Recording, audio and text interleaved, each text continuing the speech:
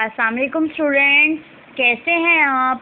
उम्मीद करती हूँ आप सब खैरियत से होंगे। मैं मिस समन।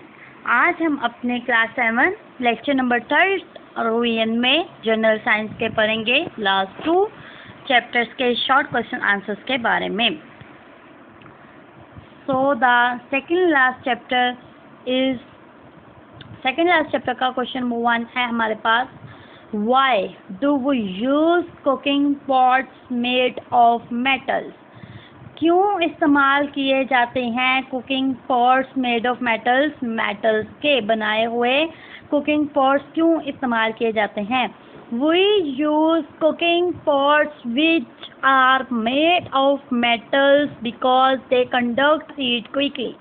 वो यूज़ कुकिंग पॉट्स, हम इस्तेमाल करते हैं cooking pots which are made of metals, जो कि मेटल्स के बने हुए होते हैं, because they conduct heat quickly, जो ऑब्जर्व करते हैं हीट को तेज़ी से या जल्दी से। नेक्स्ट क्वेश्चन है question number 2। What is convection current? Convection current क्या है? The upward and the downward movement of molecules की अपवर्ड और डाउनवर्ड जो हरकत हैं, और वाटर की और एयर और हवा की is called the convection current. वो क्या कहलाती है? कन्वेक्शन करंट कहलाती है। नेक्स्ट क्वेश्चन है question number 3। Which surfaces to observe maximum heat? कौन सी सतह जो है ऑब्जर्व करती है मैक्सिमम हीट को? आप ब्लैक और dull surface observe maximum heat. Students, आपने इतना लिखना है क्योंकि एक शॉर्ट क्वेश्चन जो है वो 2 मार्क्स का होता है। आप ब्लैक और dull surfaces observe maximum heat. Next question है question number 4। Why do we use woollen cloth and blankets during winter days? हम क्यों इस्तेमाल करते हैं ऊन के कपड़े और ब्लैंकेट्स, कंबल ड्यूरिंग विंटर डेज में, सर्दियों के दिनों में? Woolen cloth or blankets slow down the transfer of heat. It happens so because the wool traps air in it. The air is a bad conductor of heat. यानी woollen cloth जो हैं, ऊन के कपड़े, और ब्लैंकेट्स जो हैं, जो हमारे कंबल रज़ाइयाँ जो हैं, slow down the transfer of heat, वो हीट को ट्रांसफ़र करने में स्लो हो जाती है, हीट की कैपेसिटी को स्लो कर देती है। इट हैपन्स तब पैदा होती है, इट हैपन्स तब होता है, सो बिकॉज यानी कि तो क्योंकि the wool traps air in it, wools के ट्रैप्स होते हैं वो हवा को अंदर नहीं जाने देते, यानी ऊनी कपड़े जो होते हैं उनके अंदर जो है हवा नहीं वो जाने देते। The air is a bad conductor of heat. Air जो है एक बैड कंडक्टर ऑफ हीट है। नेक्स्ट क्वेश्चन है question number 5। Define heat. Heat क्या है यानी हरारत क्या है, बयान कीजिए। Heat is the thermal energy that flows from one object to higher temperature to an object of the lower temperature. Heat जो है एक थर्मल एनर्जी है। Heat is the thermal energy. Heat एक थर्मल एनर्जी है that flows, जो flow करती है, from one object of higher temperature, जो एक ऑब्जेक्ट को हायर टेम्परेचर की तरफ और उसके ऑब्जेक्ट की तरफ जो है, एक ऑब्जेक्ट की तरफ हायर और एक ऑब्जेक्ट की तरफ लोअर, उसका जो टेम्परेचर होता है वो मेंटेन करती है। नेक्स्ट क्वेश्चन है question number 6। What is transmission of heat? Transmission of heat से क्या मुराद है या ट्रांसमिशन ऑफ हीट क्या है? The transfer of heat from one object to the other. Transfer of heat जो है वो उससे क्या मुराद है? वो ये है कि transfer of heat from one object to the other is called transmission of heat. Transmission of heat क्या है कि एक ऑब्जेक्ट से दूसरे ऑब्जेक्ट की तरफ जो हीट ट्रांसफ़र की जाती है, इसको ट्रांसमिशन ऑफ हीट बोला जाता है। नेक्स्ट क्वेश्चन है question number 7। Define good conductors. Good conductor से क्या मुराद है, बयान कीजिए। Materials which allow heat to flow them flow through them easily are called good conductors.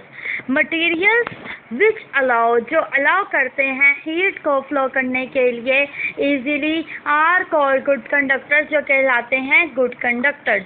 Next question है question number 8. What are heat insulators? Heat insulators क्या हैं? ध्यान कीजिए. Materials which do not allow heat to flow through them easily are called heat insulator or bad conductors. यानी वो material जो heat को आसानी से जो है फ्लो ना करने दें, वो जो हैं बैड इंसुलेटर्स यानी बैड कंडक्टर्स ऑफ हीट कहलाते हैं. नेक्स्ट क्वेश्चन है question number 9. What is vacuum flask? Vacuum flask क्या है? The flask which can maintain the temperature of drinks is called vacuum flask. Vacuum flask क्या है कि the flask वो flask जो मेंटेन करता है टेम्परेचर ऑफ ड्रिंक की जो है जो हमारी ड्रिंक्स हैं, हमारी क्या कहते हैं, जो हमारी ये ड्रिंकिंग्स हैं, इनको जो है मेंटेन करता है उसके टेम्परेचर को, वो वैक्यूम फ्लास्क कहलाता है.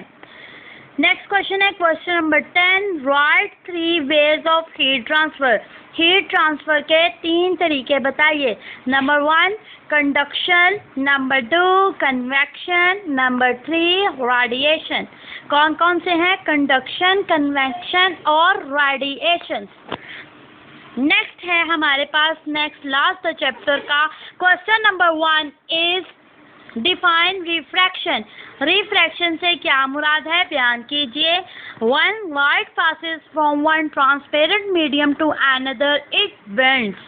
This is called refraction. यानी जब लाइट एक शफाफ मीडियम से दूसरे की तरफ जाती है तो ये रिफ्रैक्शन कहलाती है. नेक्स्ट क्वेश्चन है question number 2. What is incident ray? Incident ray से क्या मुराद है? The ray of light that falls on the surface of the other medium is called incident ray. वो लाइट की रे जो फॉल्स करती है सतह पर एक मीडियम से दूसरे मीडियम पर, वो इंसिडेंट रे कहलाती है. नेक्स्ट क्वेश्चन है question number 3. What is refracted रे? रिफ्रैक्टेड रे क्या है? The ray of light that changes its directions in other medium, यानी लाइट की वो रे जो बदल देती है मीडियम दूसरे मीडियम में, उसकी डायरेक्शन वो क्या कहलाती है? रिफ्रैक्टेड रे कहलाती है. नेक्स्ट क्वेश्चन है question number 4. Define angle of incidence. Angle of incidence से क्या मुराद है? बयान कीजिए.